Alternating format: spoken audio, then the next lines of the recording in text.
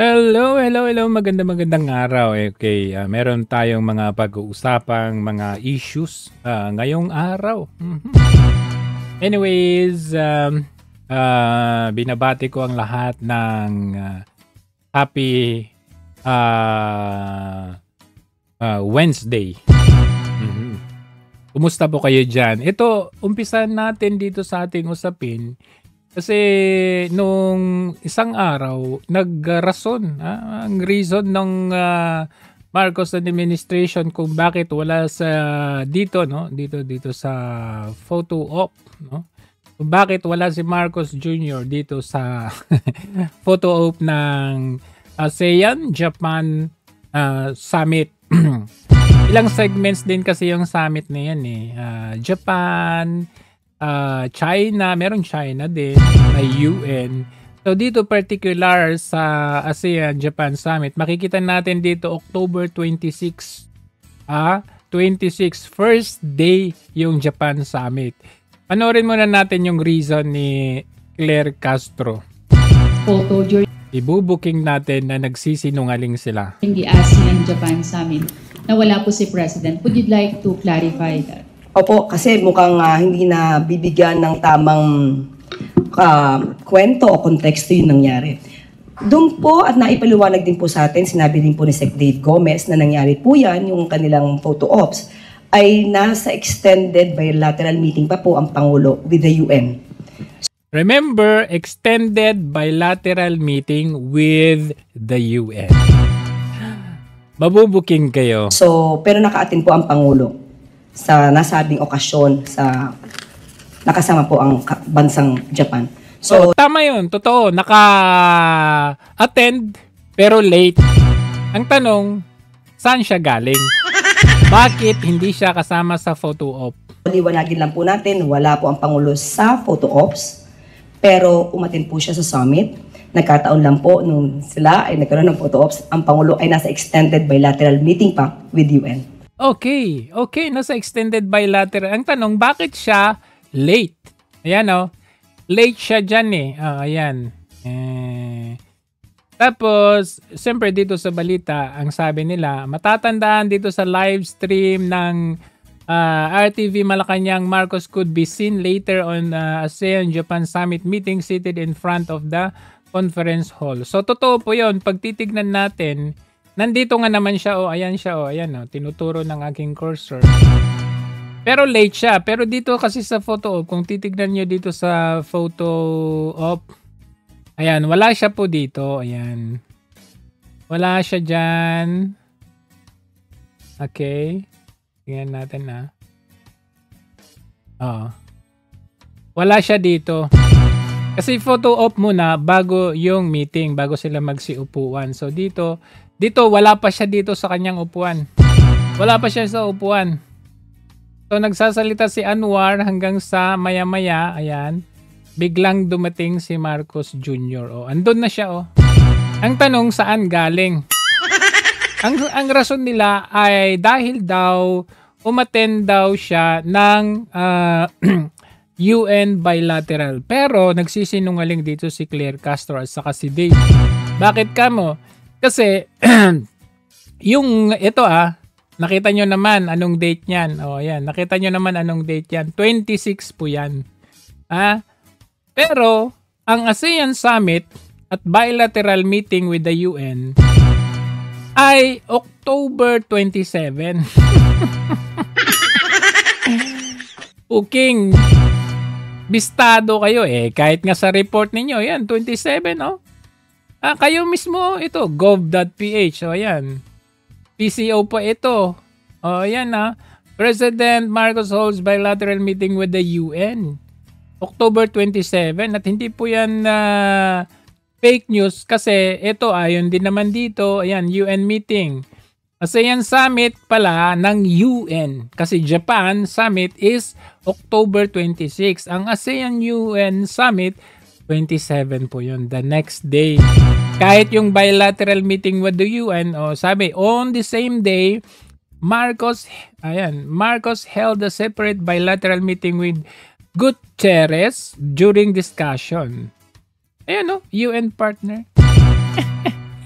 So dyan pa lang, bistadong sinungaling ang Claire Castro na ito. Bistado kayo kahit sa balita nyo. Ayan o. Ayan. So, hindi po lingid sa ating hindi po natin sinasabi na absent siya sa summit nito. Late siya. Kaya wala siya sa photo op. Ang tanong, bakit siya wala sa photo op? Ang rason nila dahil nasa UN bilateral meeting daw. Pero sinungaling kasi ibang date. Japan Summit 26. UN is 27. So ang tanong, saan galing? Yun ba yung sinasabi nila na may chismis kasi na pinagalitan or nagwala daw si Liza Marcos at nadamay daw itong si Marcos Jr.? Dahil daw pinagchismisan daw si Liza Marcos. Bakit ka na late? A, binatukan ka ng iyong asawa? B, nag-session muna? Hindi natin alam kung alin doon.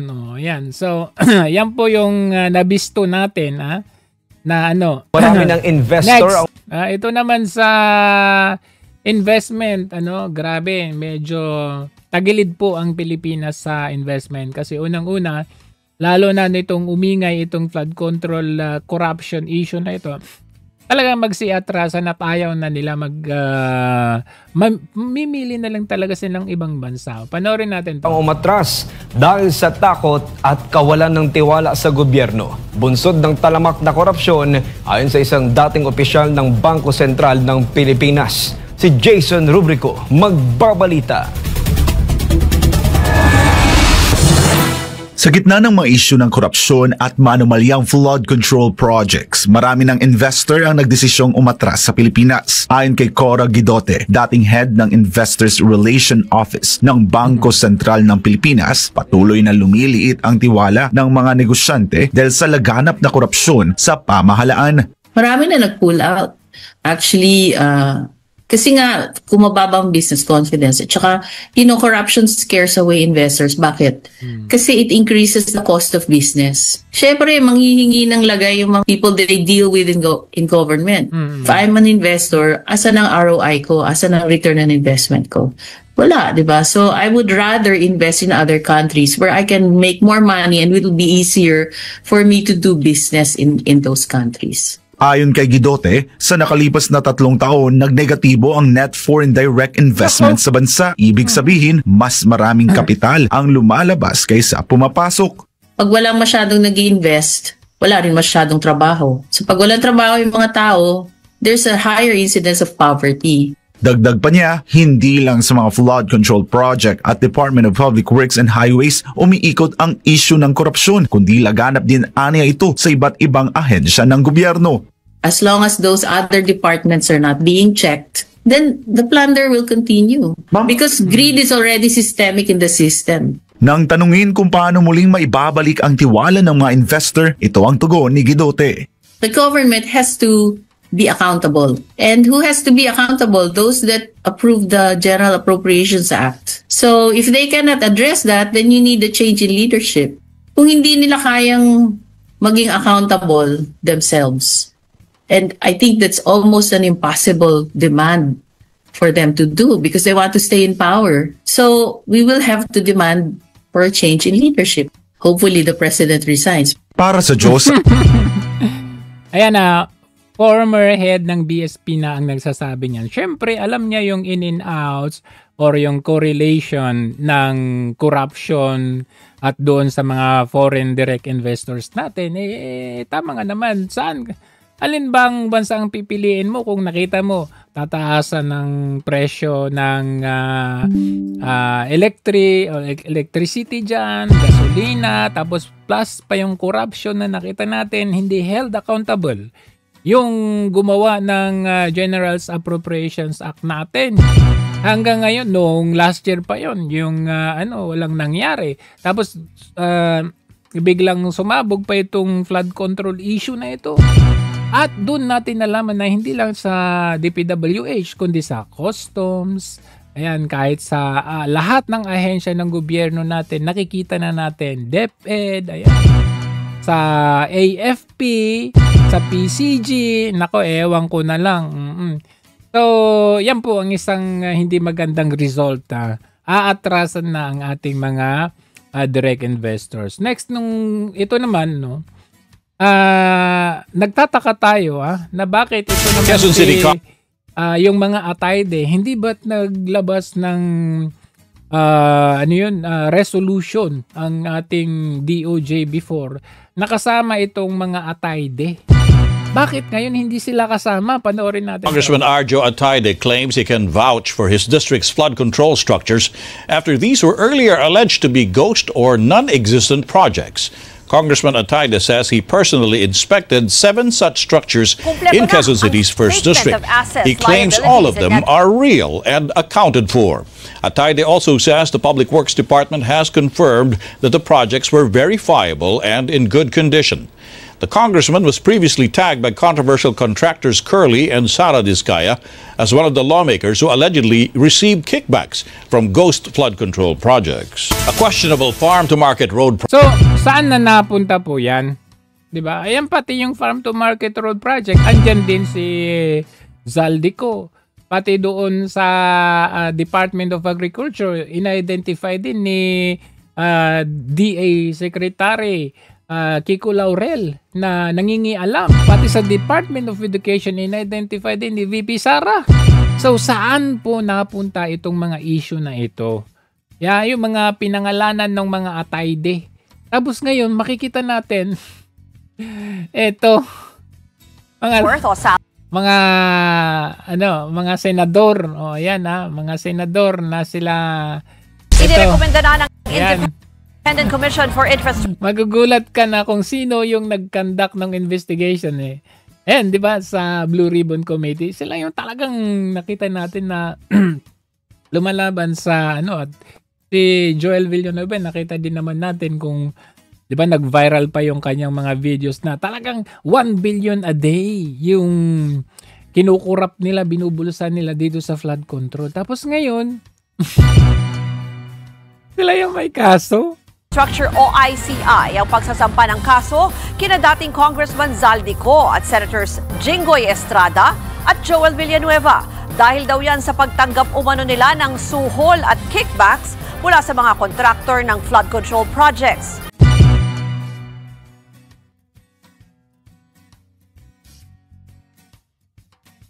Ang pinag-uusapan natin ay yung Ghost Project. O kaya yung mga nagkaroon ng proyekto. Ito, dahil tumatanggap, yun na yun. Di ba, ini-issue pa yung tumanggap daw sila na ginamit sa kampanya.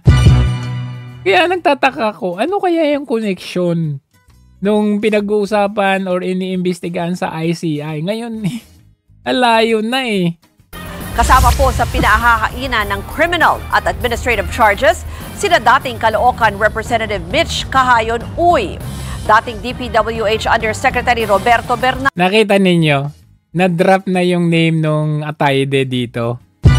Nawala. Na-drop na rin yung name nila Henry Alcantara at Bryce Alcantara.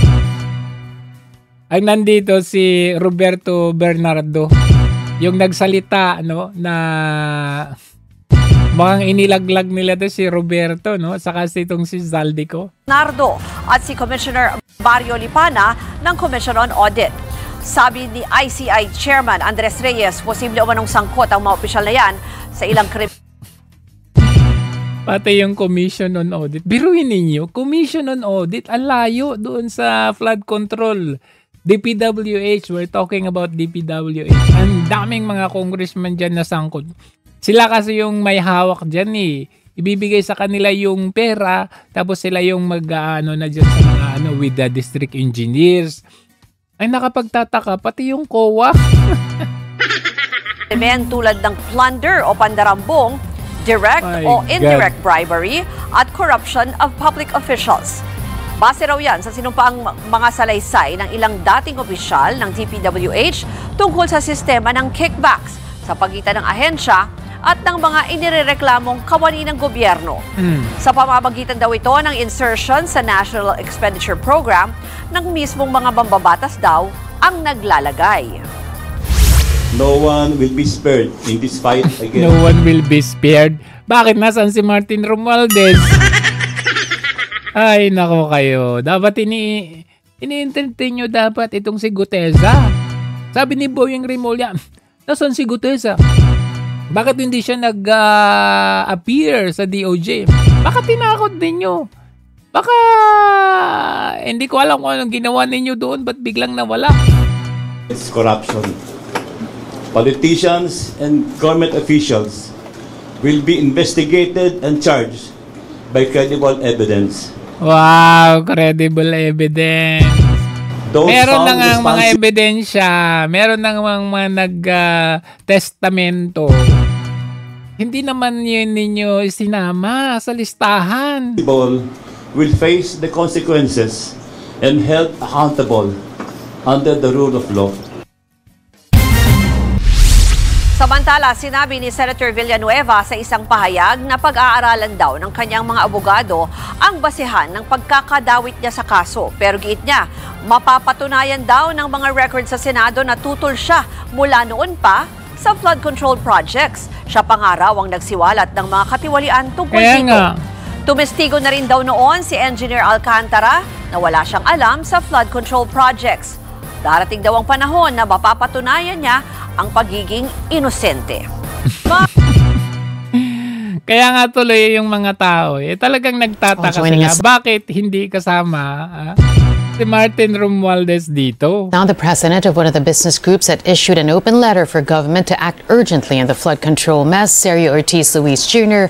of the Employers Confederation of the Philippines. Mr. Sergio Ortiz Luis, thank you for joining us today. Welcome to the program, and I'm excited to talk about what we're going to talk about today.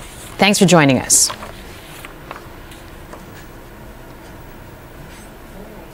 Yes, Carmina. Good morning, Carmina. Good morning to all our listeners. All right. So, first of all, just a few minutes ago, the ICI announcing that it is recommending criminal and administrative charges against familiar names by this time. Senators Joel Villanueva, Jinggoy Estrada, former Congressman Zaldi Co, former Yusek Bernardo, among others, regarding the flood control mess. First of all, your reaction to this, that this happened 44 days after the creation of the ICI. Go ahead. Well, I guess that's a welcome development. However, we're still managing the people's interest on this.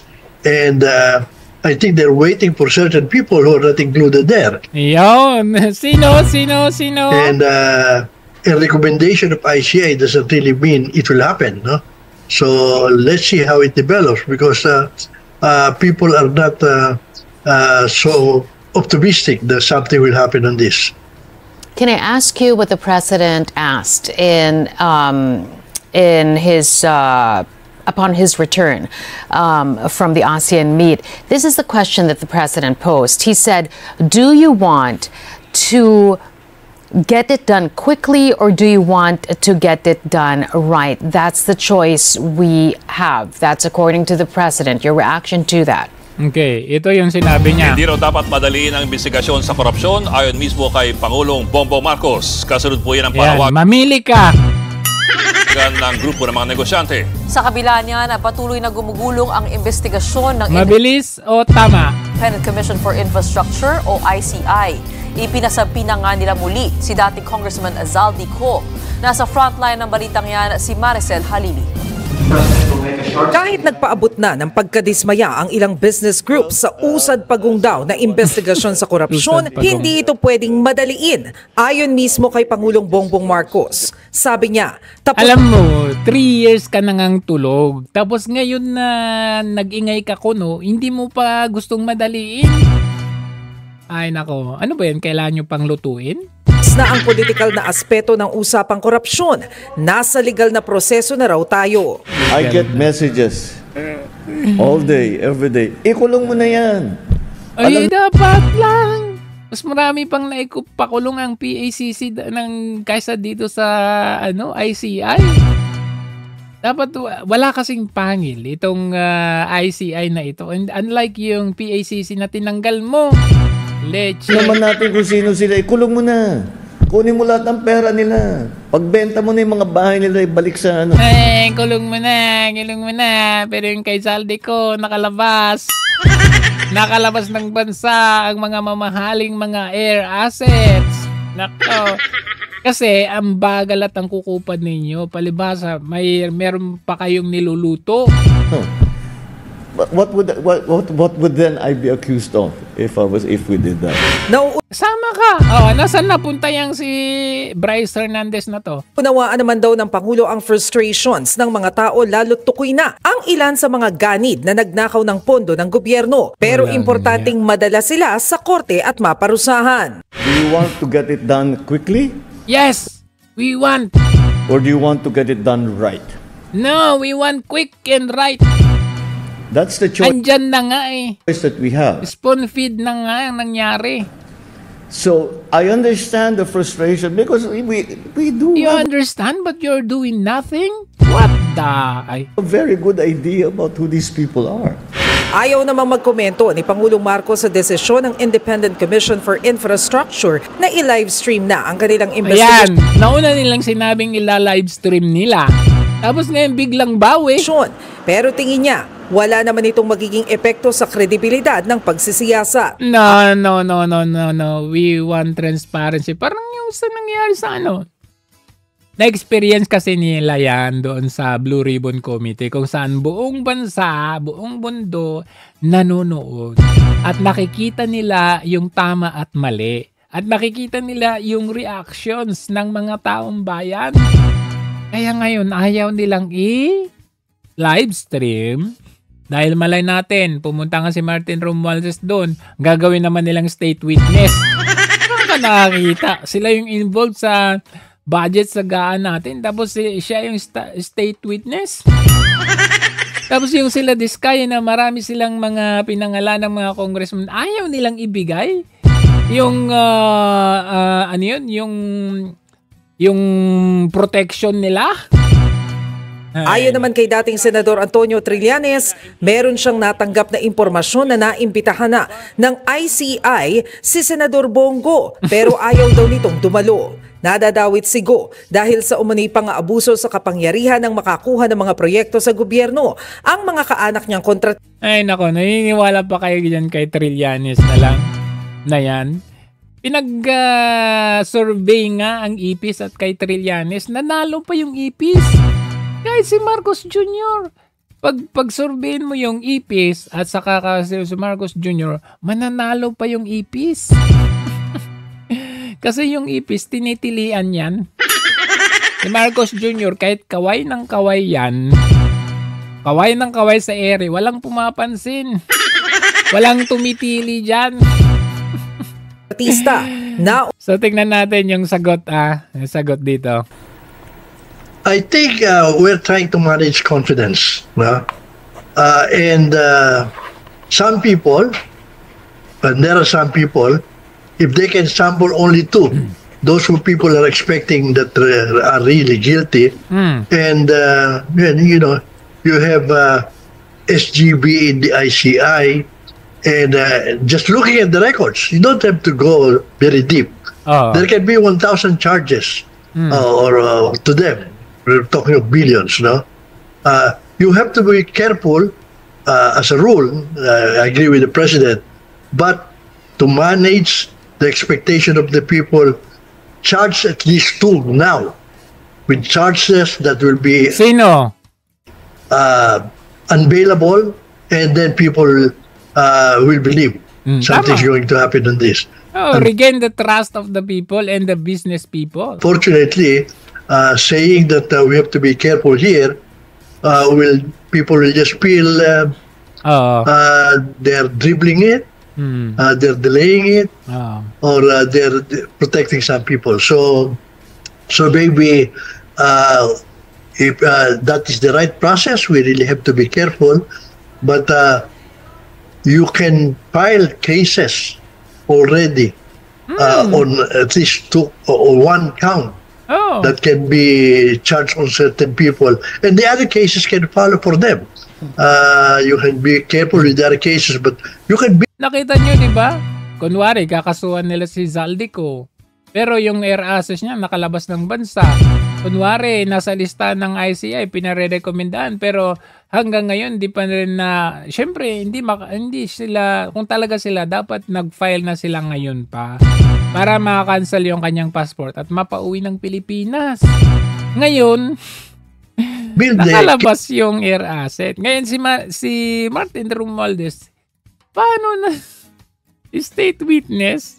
Is that is already probably that can go on and be viable. Are you waiting for a name? The names that were mentioned by the ICI's chairman, former Justice Andy Reyes, a while ago, as I said, Senators Joel Villanueva, Jingo Estrada, former Congressman Zaldico, are those names acceptable to you, or are you waiting for a name? Frankly, some people are waiting for a name, and some people are surprised that that name is be surfaced, but. Some senators came out, and Diego Estrada and Villanueva, Senator Villanueva, and they're surprised why they're being charged already with the expectation. Yan na nga eh. Nauna pa tong dalawang senador. Some people, some others will be charged. Do you have a name? Care to give us a name that you're expecting to be mentioned? Pangalanan mo na. It wasn't mentioned. I think your guess is as good as mine. The guess of the whole... Tawa din si Carmina. The whole Filipino people is there. Are you talking? I don't want... Oh, di ba? Your guess is as good as mine. Tapos anong sasabihin ni Carmina? Are you talking about the former Speaker of the House? That's a guess as good as mine. Possibly. I mean, weighing the expectation when we talk. So, yun lang naman. Siyempre, kailangan natin isama si Martin Romualdez. As long as hindi nyo isinasama si Martin Romualdez dito sa ICI case investigation na ito, walang maniniwala sa inyo. How come? Na nauna pa yung Villanueva at Estrada na ito. How come na Commission on Audit nasama? Samantalang direct link, nakita natin yung nangyari at connection ni Speaker at nitong si Zaldico. Hello, araw-araw daw silang magkasama, nag-uusap para pagandahin at karakutin ang Pilipinas. Tapos hindi kasama? Ay, nako. Ito, tingnan natin. General, yung po munang report po na nakalabas na po ng bansa ang ilang air assets ni dating Congressman Zaldico. Kumpirmado ho. Saan ka nakakita niyan? Ba ito? Totoo po yan. Meron ng 3 air asset na nakalabas. Langya. 2 helicopter at yung isang fixed wing, yung tinatawag nating Gulfstream G350. Pinakamahal. Yung nauna pong nakalabas ay nung August 20, yung isang... August pa! Walang hiya, August pa pala. Hindi ba't naglabas sila ng balita around September na hindi pa raw nakakalabas ng bansa? Pero ang katotohanan, August pa, nakalabas na ng Pilipinas. Ang sisinungaling ninyo! Nakakagalit talaga kayo, no? Magbalita kayo. Ang palasyo nagbalita, hindi pa raw nakakalabas ng bansa ang mga air assets. August pa pala nakalabas? Helicopter at noong August 16, yung Gulfstream 350. August pa po ito. At yung pangatlong aeroplano naman, yung helicopter na isa pa ay 11 September.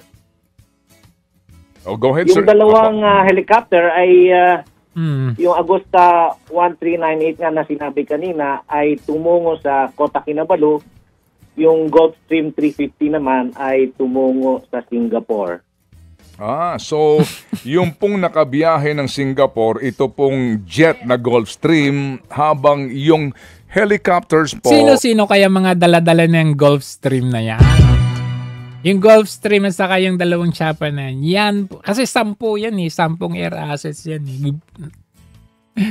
Tayo nga may sasakyan, isa lang Yung mga mayayaman, 2 lang sasakyan. Ito air assets ang pinag-uusapan natin. 10. Tatlo. Itong 3 na ito ang pinakamahal. We're talking about billions of US dollars. So kaya yan inilalabas and they have tried to register. They have tried to register ito para maibenta nila. Dito po lamang sa Malaysia. Tama po 'yun. Sir. Opo, okay. Sige po. So, sir, sa kabuuan ho ba muna, ilan ho ba ang air assets na iniuugnay kay former Congressman Zaldico? Ang total po ay 10. Merong 4 na nakapangalan sa Mitsubishi Aviation and Development Corporation at merong 2 na nakapangalan naman sa subsidiary ng Mitsubishi Aviation, itong Mitsubishi Resort and Hotel Management Corporation. At meron pang 4 na nakapangalan naman sa Hightone Construction and Development Corporation na kasama rin sa incorporator si former Congressman Zaldico. Okay, opo. So, sir, dito po sa lumalabas po 10 lahat, ano po? Grabe, Tama po, yan po yung nasa aming record sa CAAC. Opo. Sa 10 pong ito, ang kumpirmadong nakalabas na po ng Pilipinas ay yung pong Gulfstream jet na nasa Singapore ngayon as we speak at yung pong 3 helicopter. 2 po, 2 helicopter. 2 lang na helicopter. Okay. 2. Kailan po nag-apply ng deregistration itong mga kumpanya na nagmamay-ari ng naturang mga air assets? Sir, sa inyo pong opisina, kailan sila nag-attempt? Lahat ho ba nung 10 ay sinubukan na i-deregister? Hindi po. Yung 3 lamang po ang nag-apply for deregistration. Yung una, sir, yung unang... Siyempre, yung 3 lang kasi yun yung pinaka-importante sa kanila. Pinakamamahal yung mga yan. Oo, ngayon, eto ang tanong natin dyan, itong mga eroplano, itong mga chopper na ito, hindi ka naman basta-basta makakalabas ng bansa. Kailangan mo yung flight manifest niyan, okay? I-report mo yan sa airport o kung saang origin of airport yan kalalabas, kung sa NAIA man yan o kung sa Clark man yan, kung saan man. Hindi ka pwedeng basta-basta lilipad. Hindi siya yung parang sasakyan na i-drive mo lang punta ka kung saan-saan. Ito kasi, kailangan mong i-report yung flight manifest niyan. Anong oras ka lilipad, saan destination ka pupunta, ilan yung passenger mo dito. So, kailangan mong niyan. Hindi ka, ang tanong, paano nakalabas ng bansang Pilipinas? Alam naman natin na ito po ay si Zaldico ay ini-issuean ng subpoena.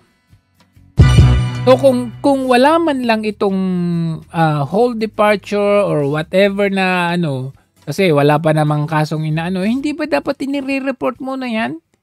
Hindi ba dapat hindi mo na pinapayagan yan?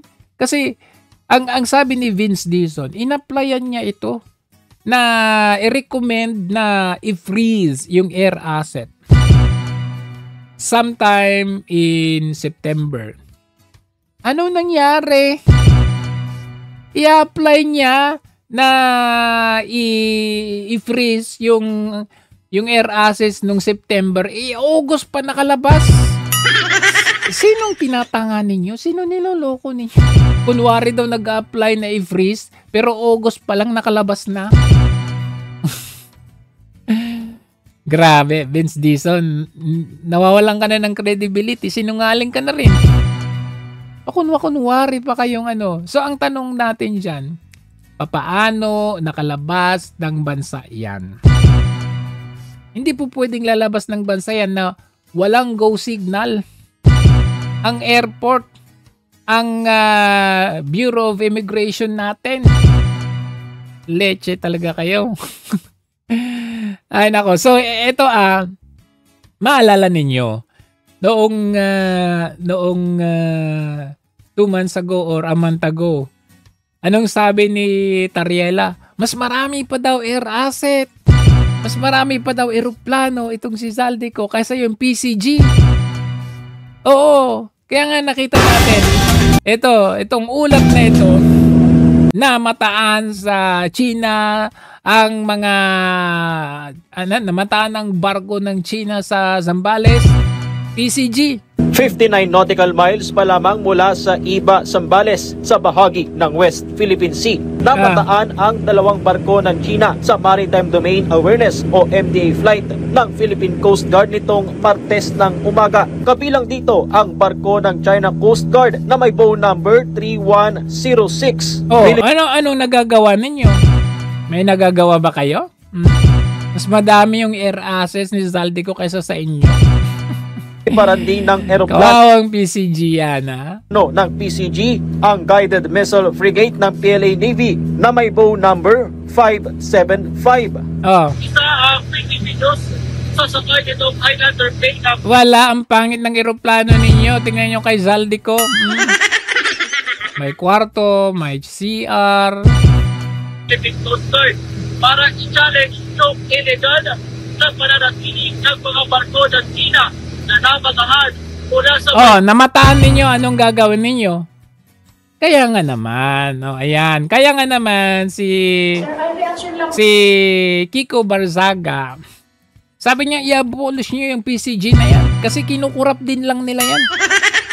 Tariela, kinukurap mo ba yung mga Kunwari, reklamo ko na mas madami pang air asset nitong si Zaldico kaysa sa inyo. Sabihin mo sa boss mo, sa amo mo na kunin yung air asset ni Zaldico. Hindi yung pinoprotektahan nila. Eto, anong sabi? Doon sa sinabi ni Congressman Miao na to abolish the Coast Guard. Any reaction, sir?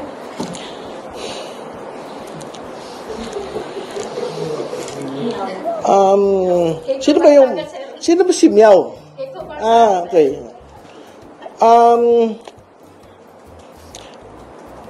Tingin ko dapat di pinapansin ng Coast Guard yun. Kasi dapat very mission focused po yung Coast Guard para tindigan po yung West Philippine Sea. Tindigan yung West Philippine Sea. Wala nga kayong wala nga silang ginagawa doon. Hindi nila kaya.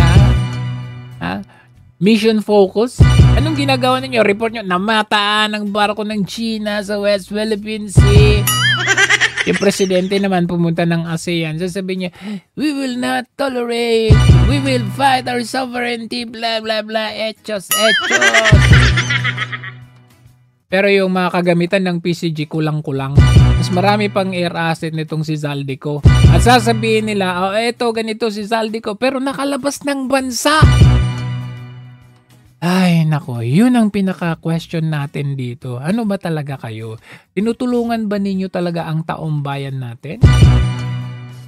O kunwari lang kayong, maya naman kayo. Pero hanggang ngayon, wala kayong ginagawa. Kaliwat kanan ng korupsyon sa PCG, sa DepEd, sa BOC, sa COA. Meron daw silang kunwaring kinasuhan sa COA.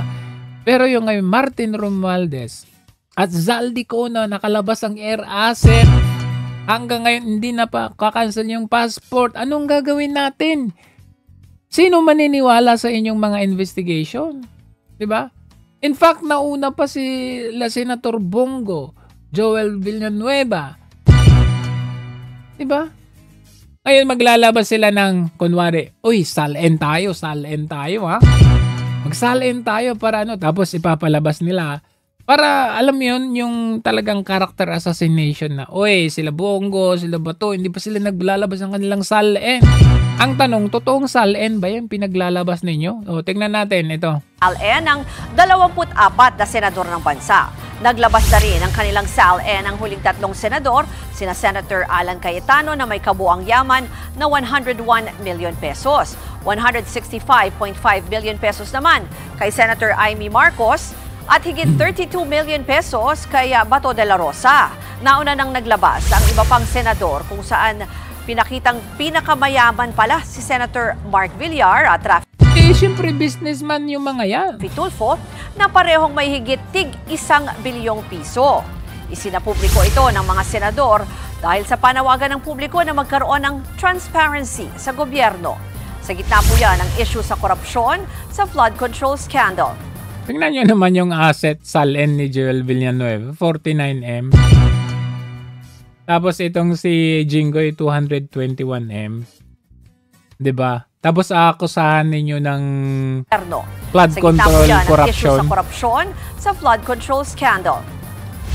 Hindi dapat ganyan yung SALN ni Villanueva. Sa gitna po yan ang issue sa korupsyon. Kung talagang sa flood control scandal.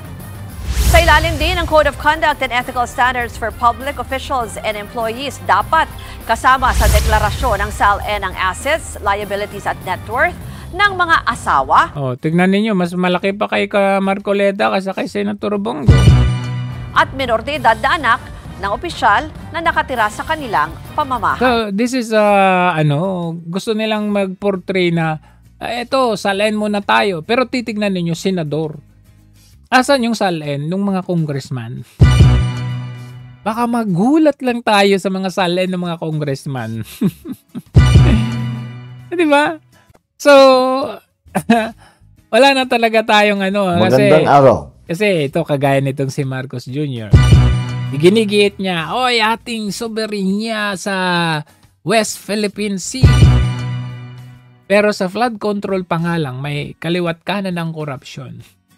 Paano natin, alam mo yun, like for example, sa Singapore, sa Indonesia, kumpleto sila ng gamit. Vietnam, may submarine, kumpleto sila. Kaya magtataka kayo, ang nagkakaroon lang ng tension dyan sa South China Sea, ang Pilipinas lang. Bakit?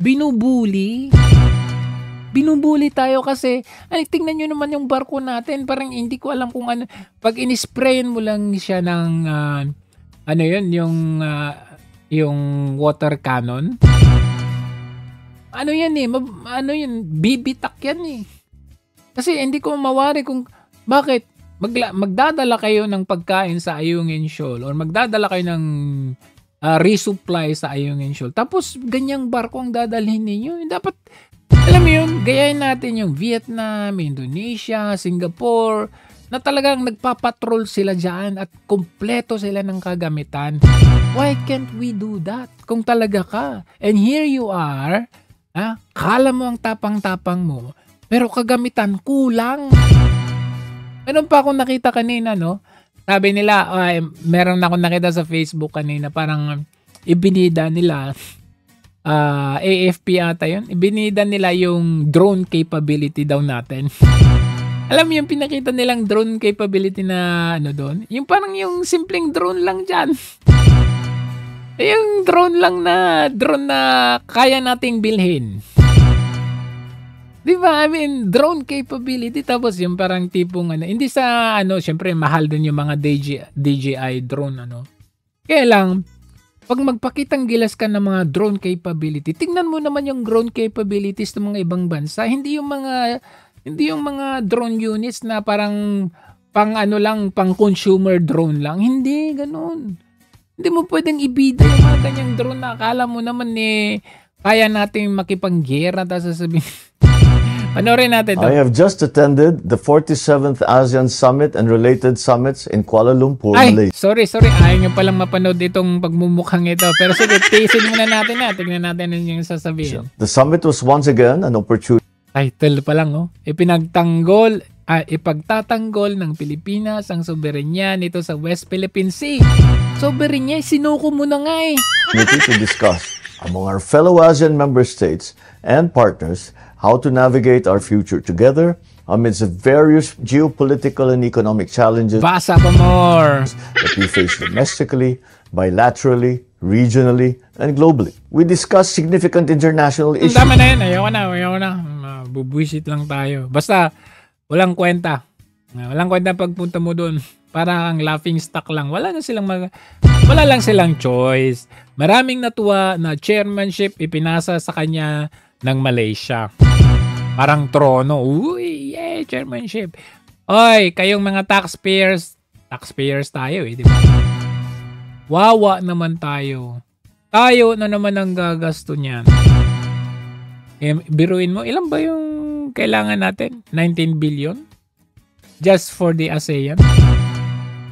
Ay, nako. So anyway, ayan, wala na talagang patutunguhan, no? Kasi tingnan niyo ang ginawa nila, yung taong ipinaglaban ng bansa natin, especially the likes of drug war, na noong araw tahimik ang ating mga kanto-kanto, mga lugar, mga streets. Lalabas ka diyan ng 10 oras ng gabi, lalabas ka ng buhay, uuwi ka ng buhay. Pero ngayon, just the other day, merong ginahasa, merong pinatay.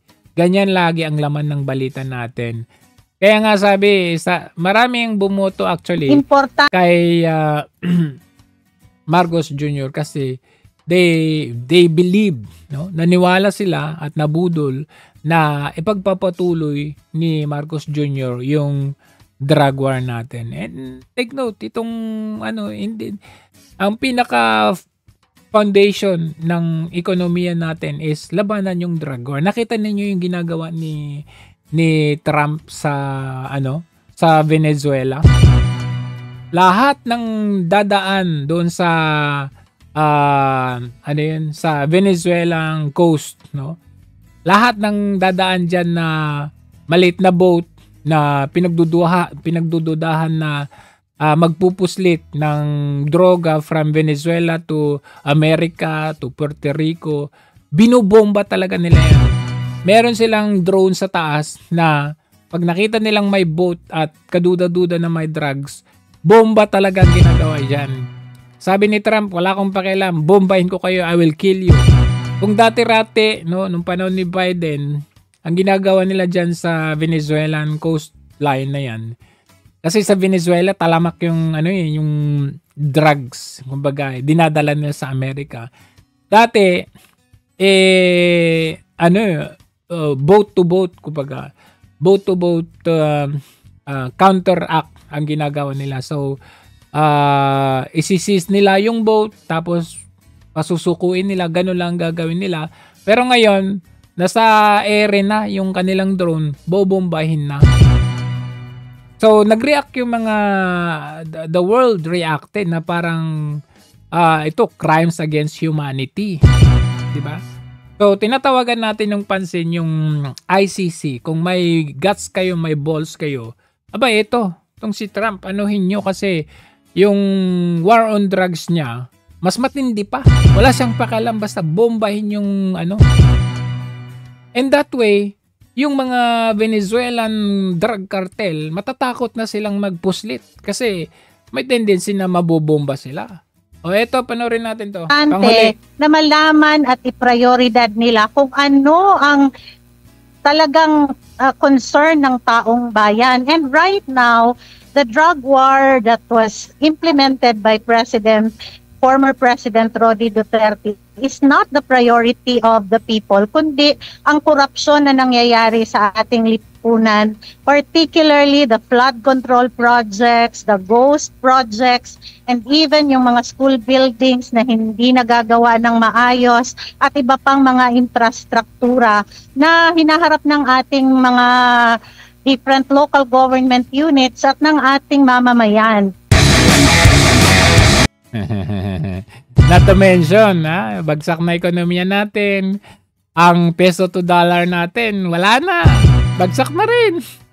So, good luck. Good luck sa bansang Pilipinas at medyo nakikita na natin ang tungo ng investigasyon na ito. Nakikita na natin ang tungo ng administrasyon na ito na wala talagang patutunguhan by 2028. Hanggang sa muli, sa ating next na talakayan. Maraming salamat. Magandang araw sa inyong lahat.